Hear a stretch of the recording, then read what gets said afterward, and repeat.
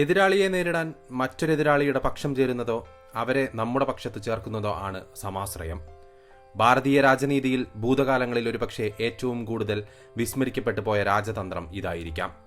നിലവിൽ ഏറ്റവും കൂടുതൽ ഉപയോഗിക്കുന്നതും ഇതുതന്നെയാണ്.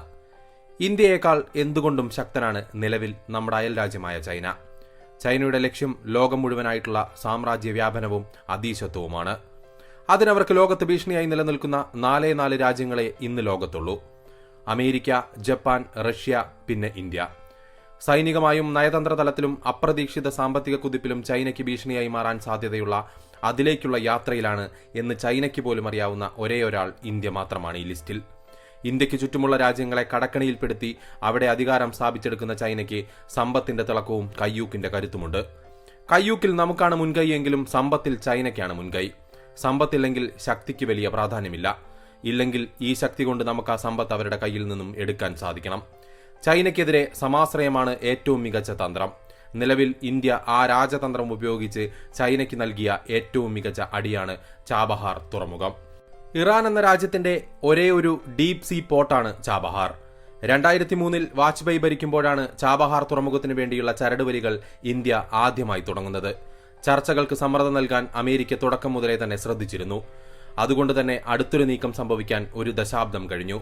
2016 മോദിയുടെ ഇറാൻ സന്ദർശനത്തിലാണ് ചാബഹാർ തുറമുഖം വീണ്ടും ചർച്ചയിൽ വരികയും ഇന്ത്യ തുറമുഖ നിർമ്മാണത്തിന് ഫണ്ട് ചെയ്യാൻ തുടങ്ങുന്നതും. 7200 കിലോമീറ്റർ മൾട്ടി റോഡ് ഗതാഗതം സാധ്യമാകുന്ന ഈ പദ്ധതിയിൽ Iran, India, Afghanistan, Armenia, Azerbaijan, Russia തുടങ്ങിയ രാജ്യങ്ങൾക്ക് ചരക്ക് ഗതാഗതം വളരെ എളുപ്പത്തിൽ ഇതിലൂടെ നീക്കം ചെയ്യാൻ കഴിയും. എന്നു മാത്രമല്ല, നിലവിൽ കസാക്കിസ്ഥാൻ, ഉസ്ബെക്കിസ്ഥാൻ പോലുള്ള രാജ്യങ്ങൾക്ക് ചരക്ക് ഗതാഗതങ്ങളുടെ ആവശ്യത്തിന് ഈ തുറമുഖം ഉപയോഗിക്കാൻ താൽപ്പര്യമുണ്ട് എന്ന് അറിയിച്ചിട്ടുണ്ട്. ഭാവിയിൽ ഇനിയും ഒരുപാട് രാജ്യങ്ങൾ ഇതിലേക്ക് വന്നുചേരും. ഇന്ത്യയിലേക്കുള്ള ചരക്ക് ഗതാഗതങ്ങൾക്കും ഇന്ത്യയിൽ നിന്നുള്ള ചരക്ക് ഗതാഗതങ്ങൾക്കും ഇതൊരു വൻ ബൂസ്റ്റ് ആയിരിക്കും എന്നുള്ള കാര്യത്തിൽ സംശയം ഒന്നും തന്നെയില്ല. നിലവിൽ ഇന്ത്യ ഉപയോഗിക്കുന്ന റൂട്ടിന്റെ സമയത്തിന്റെ 1/3 മാത്രമായിരിക്കും ചാബഹാർ പോർട്ട് വഴി ഓപ്പറേറ്റ് ചെയ്യുമ്പോൾ നമുക്കെടുക്കുന്ന സമയം.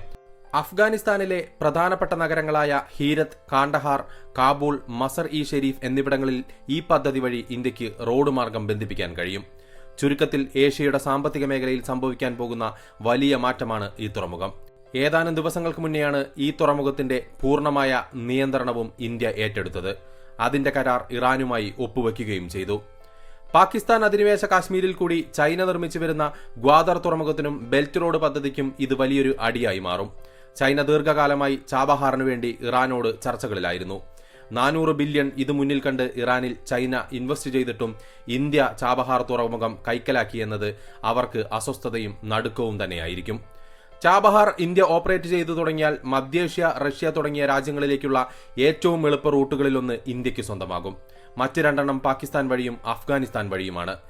അഫ്ഗാനുമായുള്ള ഇന്ത്യയുടെ ബന്ധവും പാകിസ്ഥാനുമായുള്ള അഫ്ഗാന്റെ മോശം ബന്ധവും കൂടി കൂട്ടിച്ചേർത്ത് വായിച്ചാൽ നമുക്ക് ചാബഹാർ, അഫ്ഗാൻ എന്നിങ്ങനെ 2 വഴികൾ ഇതോടുകൂടി ലഭ്യമാകും. ഏറ്റവും പ്രധാനപ്പെട്ടത് ചൈനയുടെ ഗ്വാദർ തുറമുഖത്തിന് റോഡ് മാർഗം 400 കിലോമീറ്റർ അകലെയും കടൽ മാർഗം 100 കിലോമീറ്റർ അകലെയുമാണ് ചാബഹാർ. ചൈനീസ് കപ്പലുകളിലേക്ക് ഇന്ത്യയുടെ ശ്രദ്ധ ഇതോടുകൂടെ കൂടുതൽ ഉണ്ടാവുകയും ചെയ്യും. എന്നു മാത്രമല്ല, പാകിസ്ഥാൻ അധിനിവേശ കാശ്മീരിലും ബലൂച്ചിലുമൊക്കെയായി നടക്കുന്ന പാകിസ്ഥാൻ വിരുദ്ധ കലാപങ്ങൾ ഇന്ത്യ സ്പോൺസർ ചെയ്യുന്നതാണ് എന്നും ചൈനയുടെ ബെൽറ്റ് റോഡ് പദ്ധതി പൊളിക്കാൻ ഇന്ത്യ നടത്തുന്ന നീക്കങ്ങളാണ് എന്നതൊക്കെ എന്നാണ് പാകിസ്ഥാനും ചൈനയും വിശ്വസിക്കുന്നത്. ഒരാഴ്ച മുന്നേ ഇവിടങ്ങളിൽ ഇന്ത്യയോടൊപ്പം തങ്ങൾക്ക് ചേരണമെന്ന ആവശ്യവുമായി വൻ പ്രക്ഷോഭം നടന്നിരുന്നു.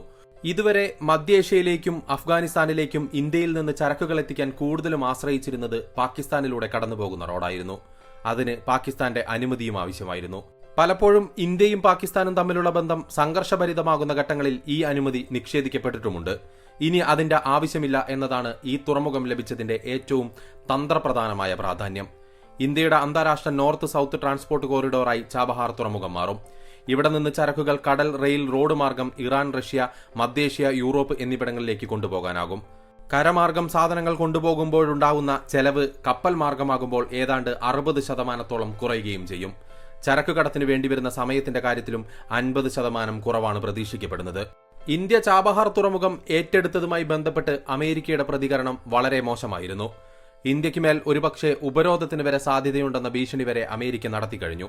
ഇന്ത്യ ഇറാനുമായി അടുക്കുന്നതാണ് അമേരിക്കയുടെ പ്രധാന പ്രശ്നമെന്ന് പറയുന്നത്. ആ ഒരൊറ്റ കാരണം കൊണ്ട് തന്നെയാണ് ചാബഹാർ തുറമുഖത്തിന്റെ ഏറ്റെടുക്കലുമായി ബന്ധപ്പെട്ട് അമേരിക്ക നെഗറ്റീവായി പ്രതികരിക്കാനും കാരണമായത്.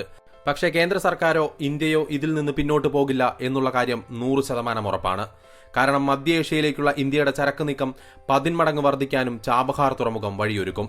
പ്രധാനമന്ത്രി നരേന്ദ്രമോദി അടിക്കടി വിദേശ രാജ്യങ്ങൾ സന്ദർശിക്കുന്നതുകൊണ്ട് ഇന്ത്യക്ക് എന്താണ് പ്രയോജനമെന്ന് ചോദിച്ച് വിമർശിക്കുന്നവർക്കുള്ള മറുപടി കൂടിയാണ് ചാബഹാർ തുറമുഖത്തിന്റെ ഏറ്റെടുക്കൽ.